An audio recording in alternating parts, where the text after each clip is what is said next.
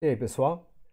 Agora eu vou apresentar para vocês o escalonamento em sistemas interativos. Nós temos esses seguintes escalonamentos aqui: chaveamento circular, prioridades, das múltiplas, por processo mais curto, escalonamento garantido, escalonamento por loteria e fração justa. Tá? Eu vou apresentar basicamente. Esse aqui, round robin, é um algoritmo muito comum em sistemas operacionais. Tá? Então é um algoritmo que todo processo recebe uma fatia de tempo, um quantum. Todo processo tem mesmo quantum nesse sentido. E os processos são executados um após o outro em uma fila. Tá? Então basicamente é isso. Ó. Tem o processo atual, próximo processo. Então o processo, aqui nós temos uma lista. Aí o processo B é executado, ele volta para o final da fila e agora o F vai ser executado. Então, basicamente, é isso aí, é o chaveamento circular. Então, aqui nós temos um exemplo. Nós temos, de novo, um exemplo onde nós temos P1, P2, P3, P4. Nós temos o seguinte CPU requirements. E aqui a linha de tempo. E nós temos o nosso escalonador round robin, onde nós temos nossos quanta. Vejam que aqui nossos quanta nós vamos utilizar tempo 2. Então, P1, P2, P3, P4. Foi executado, ele vai lá e vai pegar o P1. Aí ele executou um quanta do P1 e agora está zerado. Ele já usou. P1 usou seu quantum. Agora ele vai para o 2.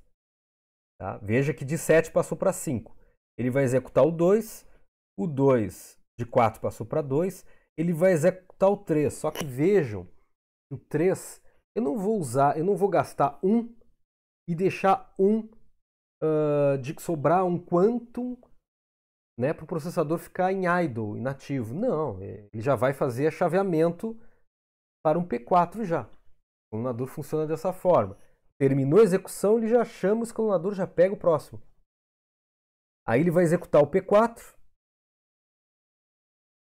E quando eu peguei a fila e zerei os quantum, agora eu faço o reset.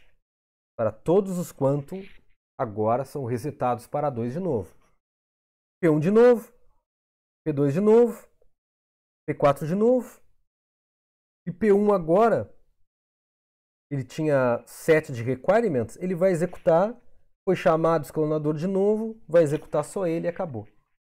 Então vejam que o round robin ele funciona assim. E a forma de escalonar é, entre aspas, similar com o que a gente vê hoje. Tá? Então aqui tem um exemplo, né, do tempo de espera, enfim, né, o tempo de espera de cada um. Tá? Porque aqui, ó, o P2, no nosso caso, ele aqui, ó, o P1 na verdade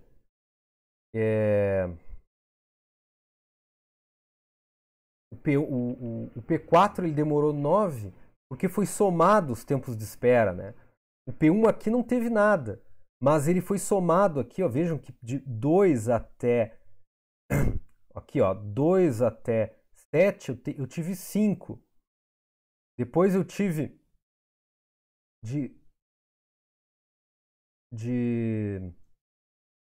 desse tempo aqui, ó, 2 até 7 eu tenho 5 e aqui eu tenho tempo, eu demorei de 9 até 13. 9 até 13, 4. Somando, eu tenho 9 o tempo de espera aqui. Tá? Então, esses tempos de espera, justamente, são somados. O P1 não gastou nada, mas ele ficou esperando a ser executado de novo. Esses tempos têm que serem contabilizados. Tá, pessoal? P3, por exemplo, ele só tem 4 aqui e terminou. Mas o P4 foi chamado de novo. Tá? Então, o P4 ele teve aqui 5 e aqui é de 7 para 12. Então, ele teve 5 aqui. O P4 teve 7 para 11, perdão. Aí ele teve 9. O P4 teve 9 também. Então, é contabilizado. Tempo médio de espera aqui deu 7,27. Tem tempo de turnaround, que é 11,25. Tá? Que é o tempo entre submissão e terminação. Então, usou esse tempo. tá? Que é o tempo do início ao fim. O P1, infelizmente, ele começou no 0, mas ele terminou lá no 16. Então esse é o turnaround do P1. Mas o P3, ele começou... Ele entrou na fila, mas, né, infelizmente, ele já entrou, mas terminou no tempo 5. Então, esse aqui é o nossa estatística. Tá?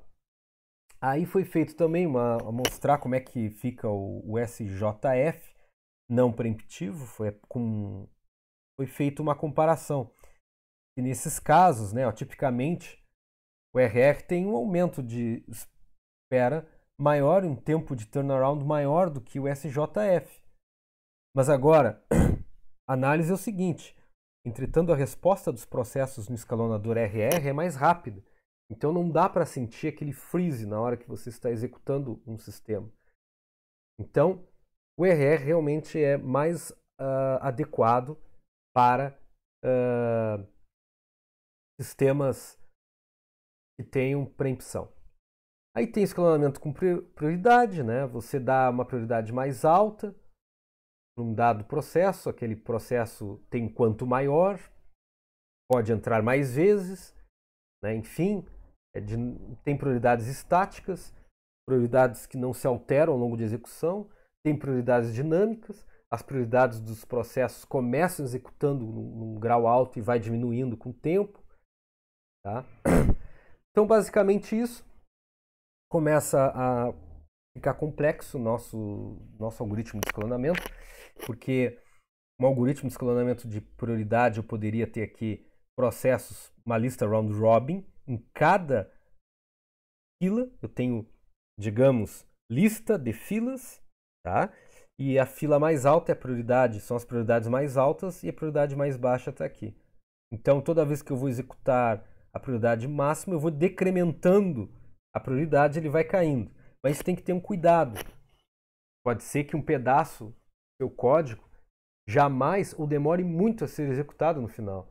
Isso pode acontecer um starvation. Ou seja, seu processo não ser executado nunca. Então isso tem que ter um certo cuidado. Tá? Aí tem um exemplo aqui, ó, escalonamento de prioridade estática, né? Aí, como eu mostrei agora, prioridade crescente, enfim. Então, todo o processo que tenha prioridade estática, eles têm a vida mais curta. Desculpa aí, pessoal. A garganta tá feia, mas vamos lá. E aí, para prevenir processos de alta prioridade, de executar indefinidamente, né? Também tem isso. Imagina um processo longo tomar conta do processador. Isso não pode. Então, vai terminando, ele vai, né, diminuindo. Tá? Então, basicamente é isso. Aí tem outras regras, né? Tem escalonamento de prioridade dinâmica. Todos os processos iniciam na fila de mais alta prioridade. Todos são, digamos, iguais. Todos recebem o mesmo quantum. Só que a regra é o seguinte: o processo é preemptado somente quando seu quantum é usado ou quando o processo espera por entrada e saída. Quando um processo não está usando a CPU, sua prioridade muda com base desse cálculo aqui, ó. Número de prioridade é igual ao número de prioridades menos o quantum usado. E aí tu vai diminuindo a prioridade cada vez que tu use o quantum. Processo novo, ele vai entrar com uma prioridade alta e ele vai decrementando ao longo do seu uso, graças a um cálculo. Tá? Então, vejam que o processo A vai usar todo o seu quantum, ele cai lá para baixo. E assim por diante. Tá?